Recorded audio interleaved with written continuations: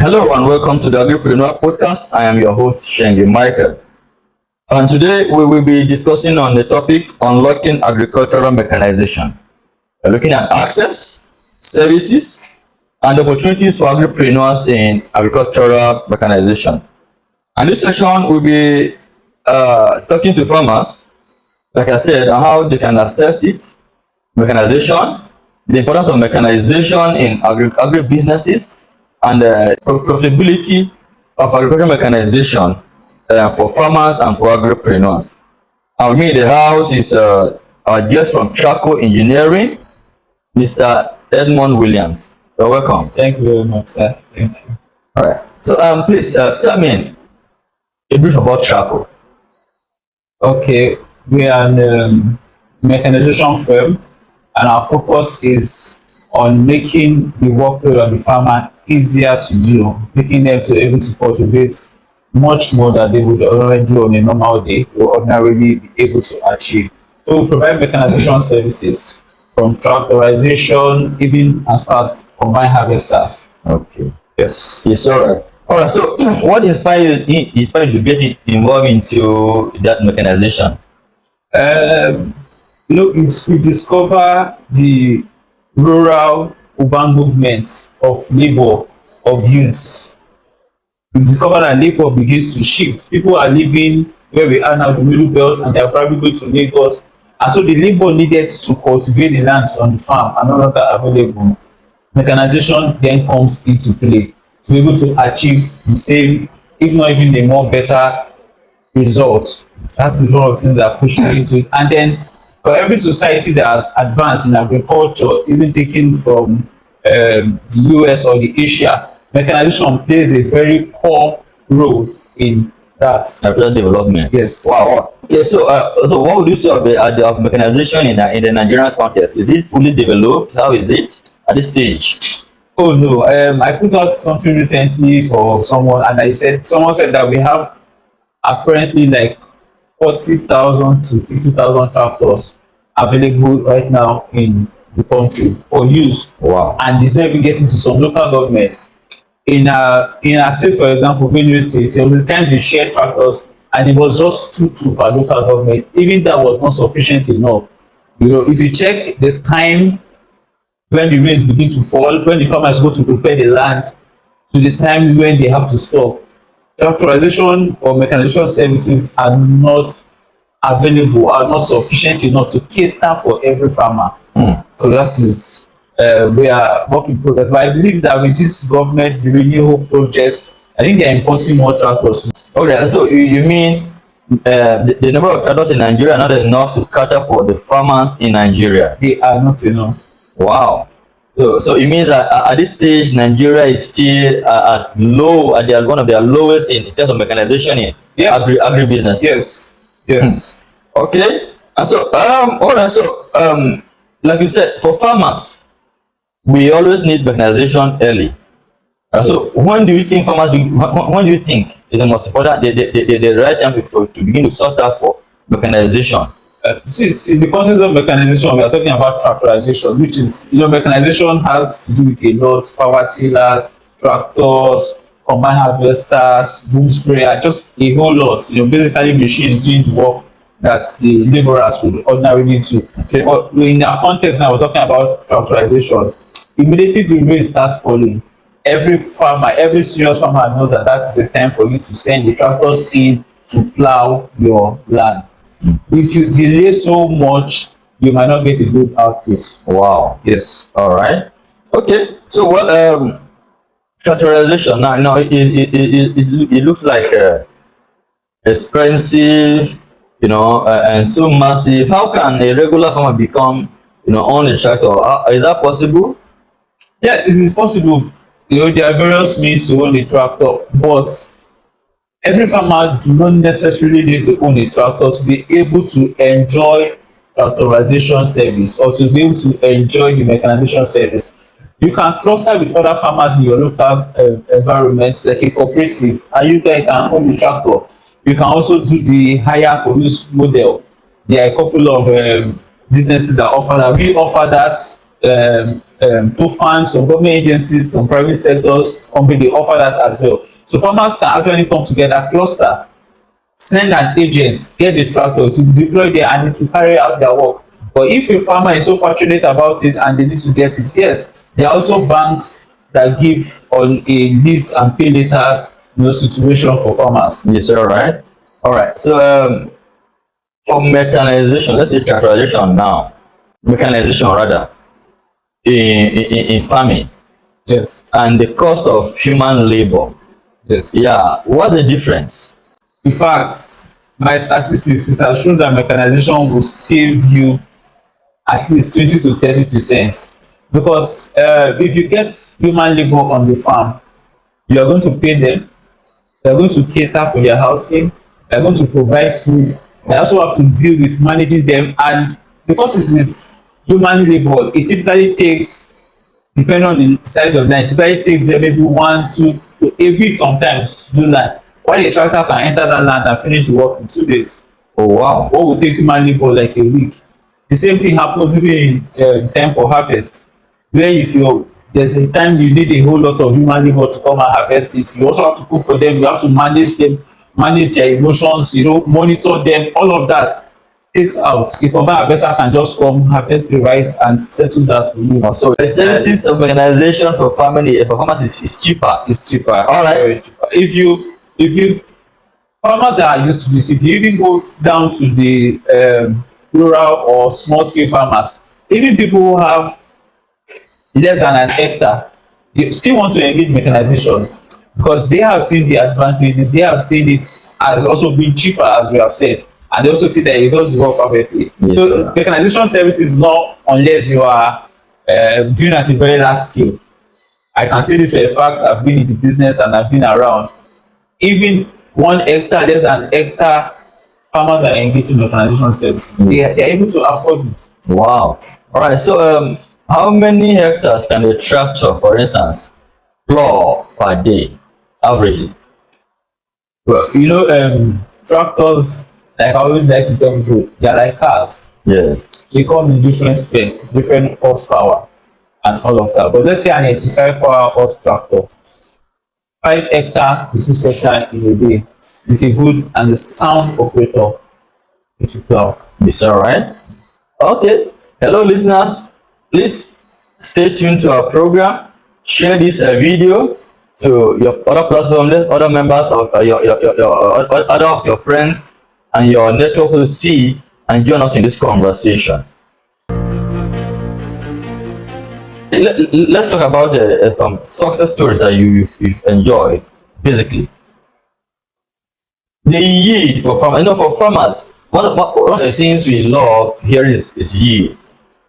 Yes. Using tractorization and using manual labor, is there any difference in yield? Yes.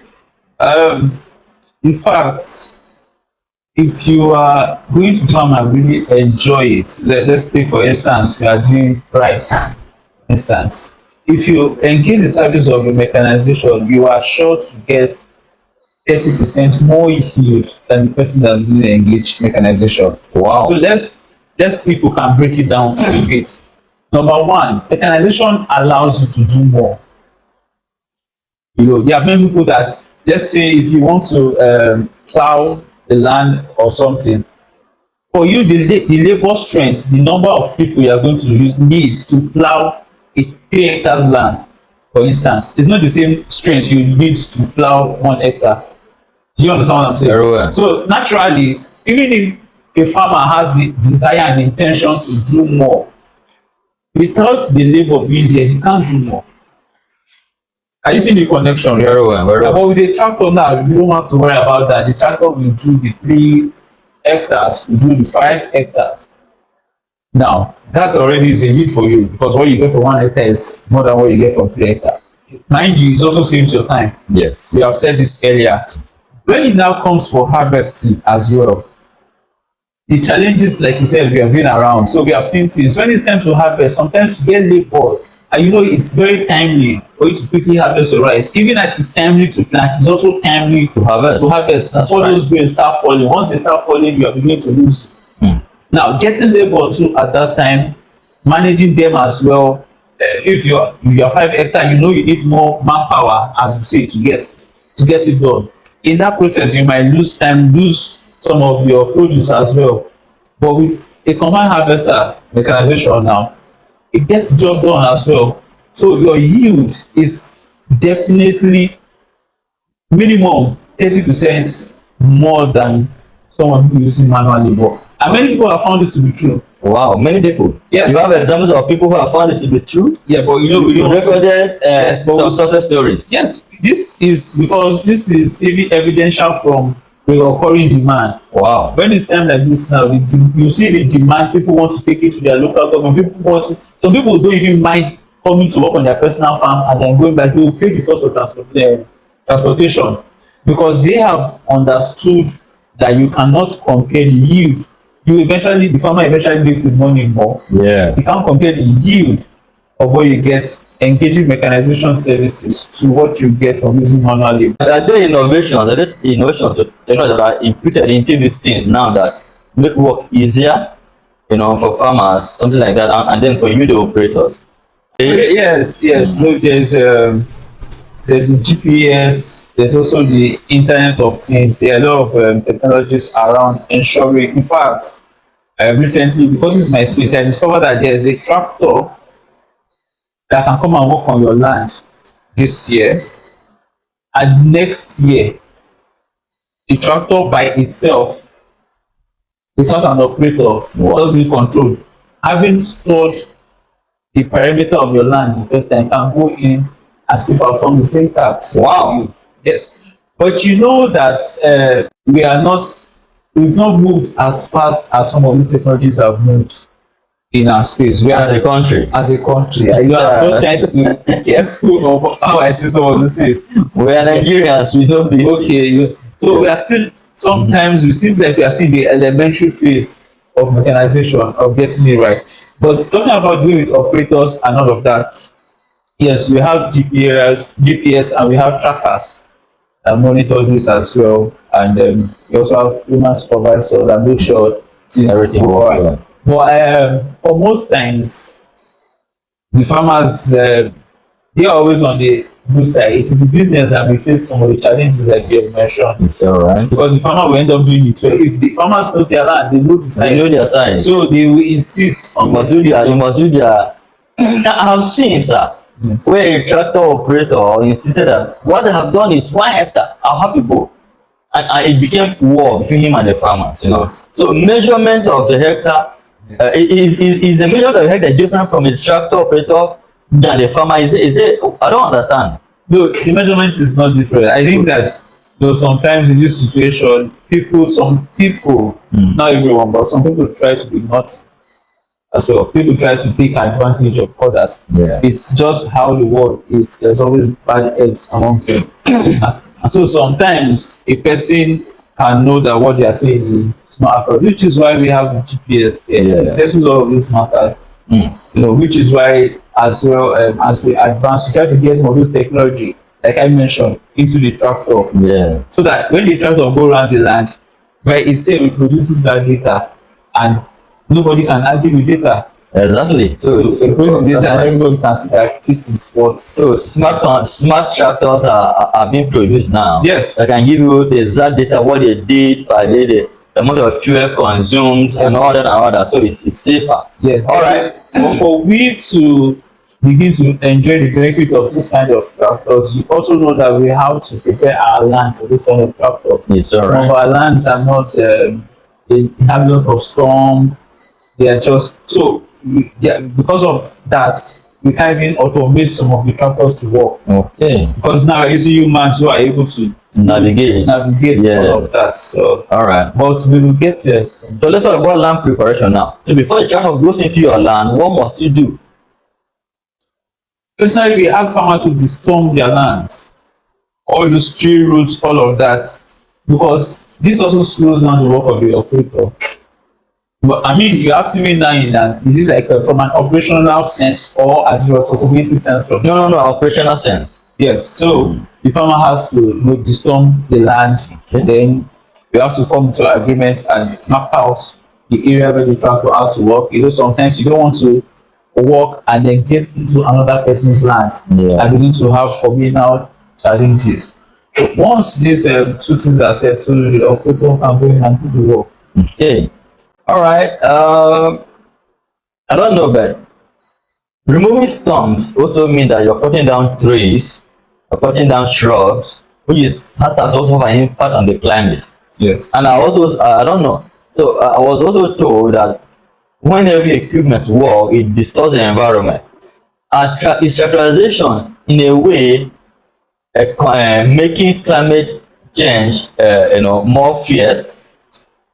Okay, if the very simple answer for this will be something that is related to the reason why we are moving to electric cars, you see, and we have such tractor. Because of again our country, which is like a third world in between kind of situation. Yes. We have a lot of all this where fossil fuels are being and that affects it very correctly. But most times the storms of the roots in the ground don't really have effect. What have effect is there are shrubs that grow on the land, which the tractor actually shreds and turn over. Those ones too decay and they may help the soil. Yeah. But these ones are different from storms, from tree roofs. Some. So what I want to know now again, all right, Yes. is that before your tractor comes into my farm, if there are trees, I need to cut down those trees, right? Yes, you have to go. If I cut down those trees, I'm impacting the climate. And if I cut down the trees, it means that climate change is coming. Okay. So it doesn't mean that structuralization assists farmers to destroy the climate. That's not the only way that you can save the climate. Okay.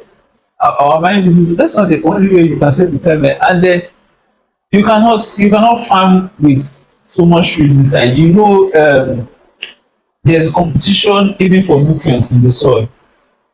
There's competition for water, there's competition for nutrients. If you have trees, and you have rice, and you have this, one is going to suffer. Okay. One is going to definitely suffer. So we are in no way impacted that. Okay. Where do you see mechanization in the next 5 to 10 years in Nigeria? Automated tractors, drones, working. When I in 2021, when I worked on the project, we had boom sprayers that we connected to the back of the tractors that go the farm to spray and all of that. But you know, the recent thing that there are drones that you can fly over a place and those drones just spray the place. So if we're able to get that, we're able to get our farms right, land preparation right. We should be looking at automated tractors in the next 10 years. In fact, I'll be thinking a lot about the vision for our business for the next 10 years, what we want to have as our 10-year goal. And this is one of it. Alright, ladies and gentlemen, as you're watching us, please subscribe to our channels, share these videos to your network, let them listen and know one or two concerning agri businesses. Mr. Edmond, Yes. as a young man, is there profit in being a mechanized operator? Is there a profitability in that business? Yes, it is. It's a very profitable business. In fact, let's even move aside from the operators. I would even like to talk to the young people who are into farming themselves. They can also make money by being agents. Being agents who work to cluster the lands and they make a commission from this as well. So it's a profitable business, and I don't want people to shy away from the fact that you have to own a tractor. Otherwise, you don't have to own a tractor. If you can own, that is very good. But for instance, we are looking for agents who have been able to cluster farmers or farmers in their community, who are able to do things, and then we can work with you, and then you earn a commission. Mind you, you are earning the commission while you are servicing your people and yourself as well, and then everybody profits. Can you just mention the areas we can, that people can know? Are there maybe from a chance, okay, from owning, you can be an agent, you can be this, is there that Okay, kind of chance? of course, you have the mechanic, you have the operators, you have the agents, you have the operation manager, you have the supervisor. It's all of this. You're able to, you can be any of these people. And The cost of a tractor now, yes, how is it? Is it that expensive? it's affordable for so questions like this are relative, Yes. but to the small holder farmers, it's quite expensive, which is why every time we have people clamor for government to come in and provide these services for the farmers, or try to subsidize it, or bring up avenues where farmers can own and then pay for a period of time, or give to communities or give to local government. uh, it helps the farmers a lot. It takes the financial burden off the farmer. So for a young man who wants to go into mechanization, Yes. what do you advise them? In the area of transition, basically service provider. Okay, as a service provider, Yes. the young man also going to, yes, you can. It's a very good venture, and then, like we have said, you don't have to own.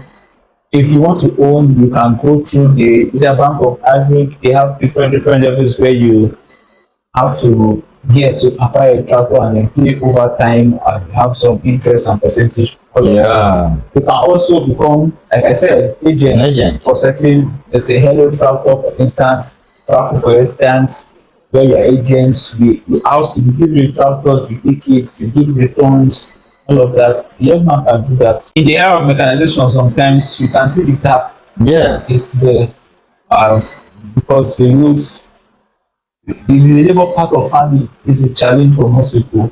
The labour part, the older farmers, they understand that, oh, this is like their work industry for, but youths now, as they're getting exposed, getting educated, they want to be like other people in the urban settlement. They want to go to Lagos, they want to go to Abuja. If you are in the farm, it looks like it's a very strenuous thing. But if they begin to engage mechanization services, you begin to see that it is not like that. Yeah, you can actually have that farm organization in a way That's right. without you putting yourself in too much labor. Yes. We are coming to the end of our sessions. I want us to be technical to some of these things now. Okay. For some of us, we are a bit scared, of mechanization because, for instance, a farmer once told me that a tractor went into his farm and then compacted his soil, and he did not do well, for that. And I was wondering, okay, I'm not in mechanization. Is that possible? Would that be possible? These are some of the component issues that are around mechanization. People need to really understand. And for you, the who has been into this business for a long time, what are the things? What are the misconceptions people have about mechanization that you think you can clear them up now? Okay. For starts, this is the first. I'm not saying it doesn't happen. Yes. I mean, if you read agricultural, even SS2 or SS1, you talk about soil compacting, so it's very okay. But have not really heard any farmer complain about that. What I know farmers may complain about, or have tend to complain about, is that the depth that the tractor, Also harrows. yes, Okay. has to maintain their optimal depths depending on the environment where you are. Where the farmer wants it to either go very well Deep. into the soil or not very well. And all these are not issues. Number one, operators need to be trained. There are a lot of training institutions around the country for mechanization. Yeah. I think there's one now in Nasarawa, there's also one in Ilorin. In fact, most of the drilling units they have, there is a mechanization hub by the government. Operators should be trained for them to know the depth. The tractor has a lever, Yes. so there's a depth you have to put it. You can go further, you can raise it up, and then when you come, the farmer too has to be on the farm. When they are doing your farm, you just have to be there. If you're not going to be there, you can also give instructions and then get someone to be there as well. This is like a partnership. Yes. So the person can be able to make sure that the work is done correctly as you want. And this is these are things that can be dealt with and everybody move along very well. in every form of business, even in tailoring, the tailor has to do it to your style, and you also have to provide guidance as to the style that you want. No matter the professional tailor, he will always ask you, what do you want? How do you want it to be?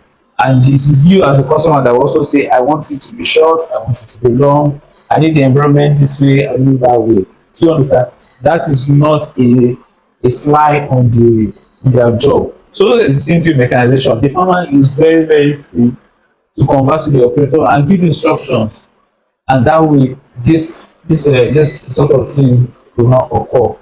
Yes, sir. And so, what are practical steps should farmers take today to start using mechanization? To those who are not using at all. Number one, the desire to mechanization. You have to have an interest. In my understanding, I think all farmers that have tasted and see have an interest in it. It might surprise you if you go to very remote places and see that they still have a demand for tractor. They know the difference. They know the efficiency of the machine. That's number one. Number two, let them join a cooperative if possible, or form one in that state. It makes it easier. Um, just as a side note, the BOA Bank of Agri working on some plan from the government this year, they mandated that you should at least have 250 hectare under you to be able to get them to deploy tractors in that direction. You understand? Not every farmer is able to get that as well. So that's why the farmers join cooperative so that they cluster all the lands in their community and around and get it up. Once you cluster the lands and the numbers are sounding right, it makes it easier to bring mechanization service to that place. Number three, please have money to pay us. Have the money to pay us. And then Okay. So, money is important. money is, yes, and then engage the service of an agent An agent. so that it makes it easy. Yes, all right. What's the final word for farmers? The final word for farmers is to embrace mechanization and to plan for it early. For agripreneurs, I want to encourage a lot of agripreneurs to come into mechanization if you have the funds, if you have the resources. So, at Straco, how can we connect you? How can farmers connect to you for services if they need to? Okay, we are online. You can check us online. You can also visit our website at www.tracoglobal.com. It's our platform. We have where you can do your bookings, where you can know where we are, where you can ask questions. All our social media, our phone numbers, everything is there. Our hub is in Benue State, but we service everywhere. We do Nasarawa, Shendam, Taraba, Niger, all around. All right, ladies and gentlemen, you've heard him all. Today you've been learning about mechanization in agriculture, and there's a call from our guests that farmers should please book early, prepare early, and they should be in clusters so they can be able to access mechanization easier for themselves. And I believe it's going to be cheaper too if they are in clusters, right? Yes, Good. yes. And then for a young person who want to go into this space, you can create apps for bookings, you can be agents, you can even buy the tractors yourselves, buy harvesters, buy boom sprayers, buy drones, being play in that field of technology, as a mechanized agent. And believe me, like you said, there's so much to gain in these areas. And for the country to move forward, we must farm at scale. And mechanization is the only way that will help us to farm at scale. And so, look at this opportunity, learn more about it, and dive into it. And if you need to contact Straco, you can always contact us, and we will be able to link you up with them. Or visit our website and contact them for services as a farmer or as an agent. Thank you for listening. See you next time.